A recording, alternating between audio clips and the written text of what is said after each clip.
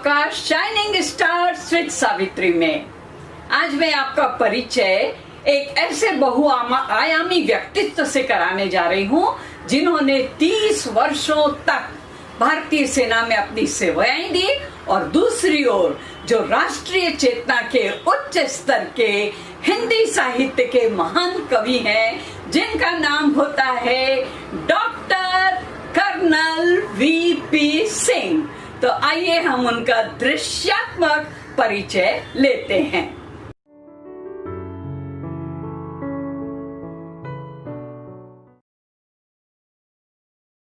पहले तुमने तिलक लगा कर भेजा और कहा कि जा बेटा तू विजय प्राप्त कर वापस आना, माटी की मर्यादा रखना या फिर माटी में मिल जाना।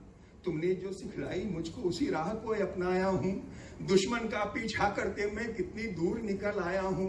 राहों में कुछ घाव मिले हैं, दर्द मिला है, खून बहा है, पर मैंने पूरी हिम्मत से छाती पर हर वार सहा है और अधिक आगे जाने की ताकत मुझ में शेष नहीं है। जीवन की अंतिम घड़ियां हैं लेकिन मन में क्लेश नहीं है। माँ तू गर्व करेगी मुझ पर, वीरों में मैं नाम पा गया, धन्य हो गया जीवन मेरा, आज देश के काम आ गया।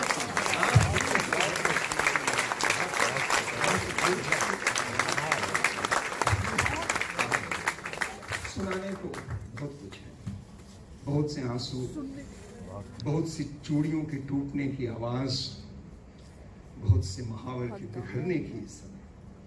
सुनाने को बहुत कुछ है, समय नहीं है आज। आप सुनाइए। लेकिन मैं चाहता हूं एक जरूरी कविता सुना। नमस्कार सिंह साहब। नमस्कार सावित्री जी। अभी आपके पिक्चर देखे, वीडियो देखा, मैं आपके लिए 2 पंक्तियां पहले बोलना चाहती हूँ कि है समय की धारा, है समय नदी की धारा जिसमें सब बह जाया करते हैं, लेकिन कुछ आप जैसे हैं जो इतिहास बनाया करते हैं। इतिहास बहुत बहुत धन्यवाद। बहुत धन्यवाद। मैं ये जो देख रही थी तो सिंह साहब मैं सोच रही थी आपका जीवन चक्र कैसा है, कहाँ से आपने शुरुआत की, कैसे आप इस लाइन में आए, कौन आपके पीछे रहा, थोड़ा सा आप अगर उस पर प्रकाश डालें। जी ऐसा है कि मेरे पिताजी बिहार और उत्तर प्रदेश के एक सीमांत इलाके के थे, लेकिन आजादी से पहले उड़ीसा में आकर बस गए थे वो, और मेरा जन्म उड़ीसा में हुआ और मैंने अंग्रेजी स्कूल में पढ़ाई की।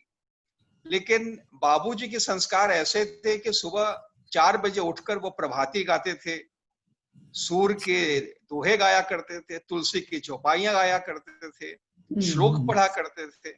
और मेरे अंग्रेजी स्कूल के हिंदी शिक्षक जो थे वो बनारस हिंदी यूनिवर्सिटी के थे, तो वो मुझे और मेरे घर के बहुत करीब रहते थे। तो जब भी मौका मिलता मुझे वो कविताएं सुनाते, व्याकरण पढ़ाते। तो ये 2 मेरे आदि शिक्षक हैं हिंदी साहित्य के, और मैंने जो भी सीखा कविता के बारे में, हिंदी साहित्य के बारे में, इन दोनों से ही सीखा। आपने इंग्लिश मीडियम में पढ़ाई की और हिंदी उच्च कोटि का साहित्य आप लिखते हैं, ये भी एक आश्चर्य है, बहुत बड़ी हिंदी स्कूल में पढ़ाई की और मैं विज्ञान का विद्यार्थी था और चिकित्सा शास्त्र में मैंने एमबीबीएस और एमडी की। और इस नाते आश्चर्य की बात लगती है सबको कि मैं कैसे साहित्य से जुड़ा रहा हूँ। आश्चर्य, सच में आश्चर्य। और उससे भी बड़ा आश्चर्य है कि आप सेना में चले गए। मुझे लगता है जरूर ये विरासत में मिला आपको सेना का जो जाना था आपका। नहीं, मेरे परिवार में दूर दूर तक कोई सेना में नहीं था। अच्छा। लेकिन मेरे अंदर एक भावना थी सेवा की, राष्ट्र सेवा की, आरंभ से ही। और इसलिए मैं एमडी करने के बाद मैं सेना में भर्ती हो गया और सेना में रहते हुए करीब 27 वर्षों तक विभिन्न पदों पर मिलिट्री हॉस्पिटल्स में और आर्म्ड फोर्सेस मेडिकल कॉलेज में मैं मेडिसिन का प्रोफेसर रहा। और इस तरह से मेरी यात्रा एक कवि के रूप में, एक चिकित्सक के रूप में और एक सैनिक के रूप में ये आगे बढ़ती थी। मतलब आप सैनिक थे और वहां आपने क्या क्या ना देखा होगा।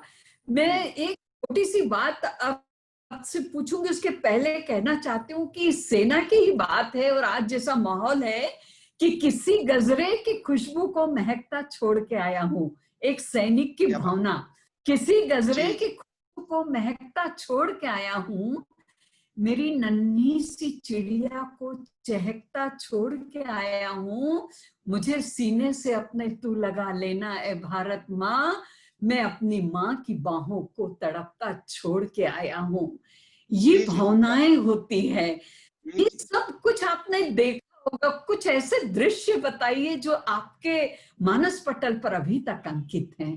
जी। ऐसा है कि मैं कारगिल युद्ध का हिस्सा था, और इस अच्छा। नाते कारगिल से जो लोग शहीद होकर आते थे या जो लोग जख्मी होकर आते थे, उन लोगों के साथ मेरा बहुत करीबी रिश्ता रहा है। तो हालांकि सेना आपको ये सिखाती है कि शौर्य होना चाहिए, साहस होना चाहिए, लेकिन सेना का व्यक्ति उस विभीषिका को भी देखता है जो बाहर का व्यक्ति नहीं देख पाता, नहीं समझ पाता। तो मैंने उस विभीषिका को, जो 23-24 साल के नौजवान बच्चे जिनके सामने पूरा भविष्य, पूरा जीवन, जिनकी आंखों में सपने, मैंने उनको अपने हाथ पैर कटे हुए, अंधे ओहो। होते हुए, अपंग होते हुए, ना चलने के काबिल ऐसी जिंदगी जीते हुए, ये सब बहुत करीब से मैंने देखा। एक तो युवा होते हैं, बहुत छोटी उम्र में आ जाते हैं, कितनों की जी तो शादी हुई ही होती है और वो पहुंच जाते हैं, या होने जी वाली जी होती है वो पहुंच जाते हैं, लेकिन उनमें जी। इतना जज्बा होता है यानी कि हम कुछ करें देश के प्रति। एक तो जज्बा होता है जिसके कारण व्यक्ति सेना में आता है, क्योंकि हिंदुस्तान में सेना में हर व्यक्ति अपने मन से आता है, उस पर कोई जोर जबरदस्ती नहीं होती, अपने मन से आता है।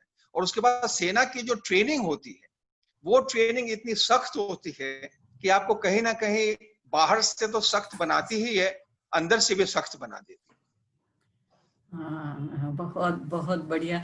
तो आपने डॉक्टर के रूप में ही इतनी सेवाएं इतने वर्षों तक दी, वहां जी कितने वर्ष तक रहे? और मैंने आपके प्रोफाइल में पढ़ा था कि आप अफ्रीका भी गए और मोजाम्बिक भी गए, ये सब सारा कुछ कैसे, कहाँ से ऐसा चक्र चला? ऐसा है कि हिंदुस्तान की सेना दुनिया के बहुत सारे देशों में प्रशिक्षण देने के लिए जाती है, और जब ऐसा होता है तो सेना के सारे अंग उसके साथ में जाते हैं। और अच्छा। उस अंग, जितने जो सैनिक जाते हैं, जो पायलट्स जाते हैं, जो आर्टिलरी के लोग जाते हैं, तो उनके साथ डॉक्टर्स भी जाते हैं। तो इस तरह मैं उस सेना की टुकड़ी के साथ 3 वर्ष दक्षिण अफ्रीका के एक देश बोत्सवाना में था। और ऐसा संयोग हुआ कि बोत्सवाना को राष्ट्र संघ की शांति सेना में मोजाम्बिक में किसी को भेजना था, और चूंकि उनके हाँ। पास डॉक्टर्स नहीं थे, तो उनकी टीम के साथ मैं डॉक्टर के रूप में राष्ट्र संघ की शांति सेना में साथ देने के लिए मोजाम्बिक गया। तो वहां करीब मैं 3 महीनों तक उनके साथ रहा। मतलब आप अफ्रीका से भी वो शांति दूत बनकर चले जी गए, जी। बहुत अच्छी अफ्रीका में तो बात 3 साल रहा मैं। अफ्रीका में 3 है। साल रहा, बोत्सवाना में, 30 और साल? मोजाम्बिक में 3 महीने रहा। जी अच्छा अच्छा, अरे वाह वाह। तो ये बहुत अच्छी आपकी एक यात्रा रही, और आप जब लौटकर आए सेना से तो आप राष्ट्रीय स्तर के कवि बन गए। बहुत बड़े बड़े मंचों पर मैंने आपको सुना है, देखा है, लोग रात रात भर आपको सुनने के लिए बैठे रहते हैं। तो जी ये यहाँ तक आप कैसे पहुंच गए वहां से और काव्य जगत में आप आए, ये भी बहुत बड़ी बात है। जी। मैं लिखता तो, जैसे मैंने कहा कि बचपन से मेरे अंदर हिंदी कविता के संस्कार थे, जो मेरे बाबूजी ने और मेरे पंडित जी ने मुझे दिया था। तो मैं स्कूल के समय से ही कविता लिखता था, मेडिकल कॉलेज में भी लिखता था, लेकिन मैं, जैसा कि अक्सर होता है उस उम्र में, मैं प्रेम के गीत लिखता था, श्रृंगार की कविताएं लिखता था। और सेना में आने के बाद थोड़ी मुझ में तब्दीली शुरू हुई, क्योंकि मैंने सेना के शौर्य को बहुत नजदीक से देखा, उनकी जिंदगी को बहुत से नजदीक से देखा, और इसी बीच मुझे अफ्रीका चला जाना पड़ा। मैं जब हाँ। अफ्रीका से वापस आया तो मुझे बरेली मेरी पोस्टिंग हुई, और वहां ऐसा संयोग बना कि डॉक्टर उर्मिलेश शंकदर, डॉक्टर ब्रजेंद्र अवस्थी, वसीम बरेलवी और किशन सरोज, इन चारों लोगों से मेरी नजदीकियां बहुत बढ़ी। और तब उर्मिलेश जी अक्सर जो मेरे घर आया करते थे, उन्होंने कहा कि आप में बहुत प्रतिभा है, और आप जब देशभक्ति की कविताएं सुनाते हैं तो उसकी एक बात अलग होती है, उसका तेवर अलग होता है। तो वहां से मेरी कविता की धारा बदल गई। और जो मुझे सबसे पहला मंच मिला वो भी बरेली में डॉक्टर उर्मिलेश शंकधर जी के कारण ही, जिसमें पद्मश्री सुरेंद्र शर्मा जी भी थे। तो वहां से मेरी यात्रा शुरू हुई और मैंने श्रृंगार को छोड़कर एक तरह से ओजस्विता को अपना लिया। श्रृंगार की कोई रचना आपको याद है कि नहीं है? जी याद है ना, मेरी पहली पुस्तक की एक रचना है जो अक्सर उन दिनों में ऑल इंडिया रेडियो पर रिकॉर्डिंग में सुनाई जाती थी। तुम हंसी तो यूं लगा कि फूल कितने खिल गए, कहीं बसंत रुक गया बिखर गया कहीं पराग, कली कली के भाल पर चमक उठा कोई सुहाग, पंखुरी के अंग अंग रंग कितने मिल गए, तुम हंसी तो यूं लगा कि फूल कितने खिल गए, तुम हंसी तो यूं लगा कि तान भर गया कोई, सुरों के द्वार खुल गए संवर के रागिनी चली, लयों में ताल ताल में प्रतीति छंद की ढली, सुरों के पंख पंख में उड़ान भर गया कोई, तुम हंसी तो यूं लगा कि तान भर गया कोई। तो इस तरह से बहुत लंबी कविता है। और आपने बिल्कुल पाला पलट दिया। आप श्रृंगार से स्तर की ओज के कवि बन गए, बल्कि मैं तो कहूंगी कि आप क्रांतिवीर कवि बन गए। जो कुछ आपने देखा वो सब कुछ आपने लिखा। इसीलिए आपकी कविताओं में ऐसा लगता है जैसे आदमी वहां पहुंच गया है। जो दर्द आप गाते हैं, जो रियलिटी आप बताते हैं, वो मन के अंदर तक छू जाती है। और मैं जो ये इतना अधिक था कि मैं 2 पंक्तियां आपके लिए कहना चाहती हूँ और दर्शकों को भी बताना चाहती हूँ कि क्या आप जानते हैं क्यों सोने के भाव इतने बढ़े हैं? क्योंकि हर मेडल पर तो वीपी सिंह जी के ही नाम चढ़े हैं, वीपी सिंह जी के नाम चढ़े हैं। बहुत सारे अवार्ड आपके पास हैं, आपके नाम है, लेकिन कुछ खास अवार्ड्स के बारे में कहाँ, कब, कैसे आपने ये सारा कुछ प्राप्त किया, बताइए ना। सेना में तो मुझे कम से कम 2-3 बार अच्छे काम के लिए अवार्ड्स मिले, जिसे प्रशस्ति पत्र कहा जाता है। और हिंदी साहित्य में भी मुझे प्रयाग से साहित्य सम्मेलन सम्मान मिला, निराला सम्मान मिला, राष्ट्रचेता ब्रजेंद्र अवस्थी सम्मान मिला। तो इस तरह से मुझे लगता है कि जब आदमी पूरी निष्ठा से काम करे तो सम्मान वगैरह तो कहीं ना कहीं मिलते रहते हैं, लेकिन सबसे जरूरी है कि निष्ठा से किया जाए जो भी किया जाए। लेकिन आपने इतनी रचनाएं की, क्या आपकी पुस्तकें भी प्रकाशित हुई हैं? जी, मेरी पहली पुस्तक थी बूंद बूंद की प्यास, जो 1996 में आई थी, जो प्राय श्रृंगार की, प्रेम की, दर्शन की कविताएं हैं उसमें। लेकिन उसके बाद कारगिल के युद्ध के दौरान मैंने जो कविताएं लिखी, प्रतिदिन मैं कविताएं लिखा करता था, रोष से, व्यथा से, अवसाद से, रोते हुए। उन कविताओं का संग्रह रक्तांजलि, जिसे प्रथम कारगिल विजय दिवस पर तत्कालीन प्रधानमंत्री श्री अटल बिहारी वाजपेयी ने विमोचित किया था। तो रक्तांजलि ने मुझे बहुत कुछ दिया हिंदी साहित्य। वाह वाह। तो ये देखिए, समय कम है, अगर हम सारे अवार्ड्स को सुनने जाएंगे तो शायद आगे की बात भी ना चले। तो सब सजा कर रख दिया है शोकेस में।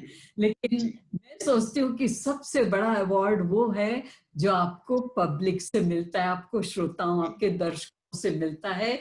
जो प्यार आपको मिलता है, आप सचमुच में उसके हकदार हैं, और वही सबसे बड़ा, वो सबसे बड़ा अवार्ड है। तो क्यों ना आपकी 2-4 रचनाएं बढ़िया से सुन ले, जो अब जैसा आपका मन हो। जी जी, मैं अक्सर कहा करता हूं कि एक सैनिक का परिचय क्या होता है, तो मैं अक्सर कहता हूं 4 पंक्तियों में कि मैं भारत का एक सिपाही, इतना बस मेरा परिचय है, जान हथेली पर रखता हूं, मुझको नहीं किसी का भय है, जहां जहां तक उड़े तिरंगा वहां वहां तक है, और जब तक ये झंडा ऊंचा है तब तक ऊंचा सर मेरा है। और मैं देश की परिभाषा करते हुए कहता हूं कि देश मिट्टी हवा पानी से बना है, देश पुरखों की कहानी से बना है, और खून से हस्ताक्षर कर दे गगन पर, देश उस पागल जवानी से बना है। तो छोटी कविताएं, बड़ी बड़ी कविताएं, देश के नाम, शहीदों के नाम।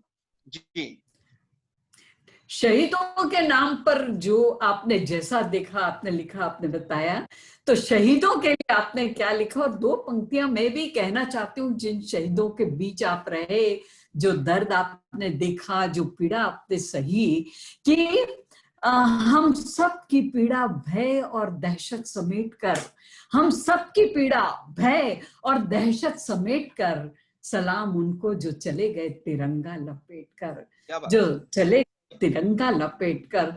तब इसी भावभूमि पर आपके पास तो अनंत रचनाएं हैं और कितना कुछ आप पढ़ते हैं, तो मैं चाहती हूँ हमारे दर्शक आपको सुने और उनको अच्छा लगेगा। मुझे लगता है कि आज के परिवेश में जो कुछ चाइना के बॉर्डर पर हुआ, आप कल्पना कीजिए कि ये 25, 26, 27 साल के लड़के जब अंतिम मुहिम पर जा रहे होंगे, उस दिन रात को, या कारगिल की टाइगर चोटी पर जा रहे होंगे, तो एक दूसरे से क्या कहते होंगे।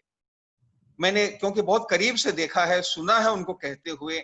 उनकी भाषा ये होती है कि उठो चलो चलो लड़ो, पुकारते चले गए, कदम कदम विशूल सब बुहारते चले गए, वे हर मुहिम में प्राण प्रण से जीतते रहे सदा, समक्ष उनके शत्रु सारे हारते चले गए, सिंह थे वे सिंह से दहाड़ते चले गए, शौर्य पुत्र शत्रु वक्ष फाड़ते चले गए, समर समर प्रवंचना के व्यूह सारे तोड़कर अभय बने, विजय ध्वजाएं गाड़ते चले गए, लहू बहा के पुण्य पथ निखारते चले गए, वे भारती की आरती उतारते चले गए, और विदा के क्षण स्वतंत्रता के गान कंठ में धरे, वे अपनी मातृभूमि को निहारते चले गए, वे अपनी मातृभूमि को निहारते चले गए। कितनी बढ़िया रचना, और कितना आप इतने शब्दों को कितने खूबसूरती से संजोते हैं कि मैं आपको बताऊं, हम लोग गहने बनवाते हैं ना, तो मोती भी इतने अच्छे से नहीं जड़े जाते जितने आपके एक एक शब्द जैसे चुन चुन कर आपने अपने काव्य में पिरोया है। ये आपकी बहुत बड़ी कला है, और आपका वाचन, आपकी प्रस्तुति इतनी प्रभावशाली रहती है, और आपको इतना याद कैसे रहता है, सबसे बड़े आश्चर्य की बात ये है। प्रभावशाली तो ऐसा, सावित्री जी, के अन्य कवि जो हैं वो शायद अखबारों में पढ़कर वीर रस की कविता लिखते हैं। मैंने इन बच्चों को बहुत करीब से देखा है, इनकी शहादत भी देखी है, इनका शौर्य भी देखा है, इसलिए मेरी कविता में आपको कभी अतिशयोक्ति नहीं मिली। मैं वही लिखता हूं जो मैंने देखा है और बहुत करीब से जिसको महसूस किया है। शायद इसलिए कविताएं ज्यादा प्रभावशाली लगती है, मुझे लगता है। जी जी जी जी जी, हम लोग ऐसे समय से गुजर रहे हैं सिंह साहब। कोरोना वायरस तो अपना जो रूप दिखाई रहा है, एक तरफ चाइना दहाड़ रहा है, एक तरफ पाकिस्तान, और बीच में नेपाल ने भी अपनी टांग अड़ा दी है। तो ऐसा माहौल बन गया, कभी बाढ़ आ रही है, कहीं भूकंप आ रहा है। आज देश इतनी चिंताओं से घिरा हुआ है, एक डर समा गया है। ऐसी स्थिति में आप क्या सोचते हैं, युवा पीढ़ी को या देशवासियों को क्या करना चाहिए?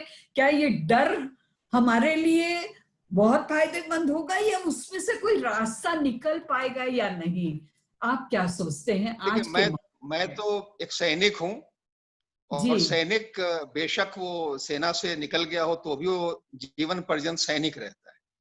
और एक सैनिक के नाते मैं ये मानता हूं कि कोई भी मुसीबत मनुष्य को नहीं तोड़ सकती है, हर मुश्किल का सामना किया जा सकता है। आपके अंदर अपने पर विश्वास होना चाहिए, और अपने अंदर एक शक्ति होनी चाहिए, और अपने कर्तव्य का पालन करते हुए हमें जो जो बातें बताई जाएं, हम उन पर ध्यान रखते हुए आगे बढ़े। कोई मुसीबत, इससे भी बहुत बड़ी मुसीबतें दुनिया पर आई हैं, वो समय में निकल गया है, ये समय भी निकल जाएगा।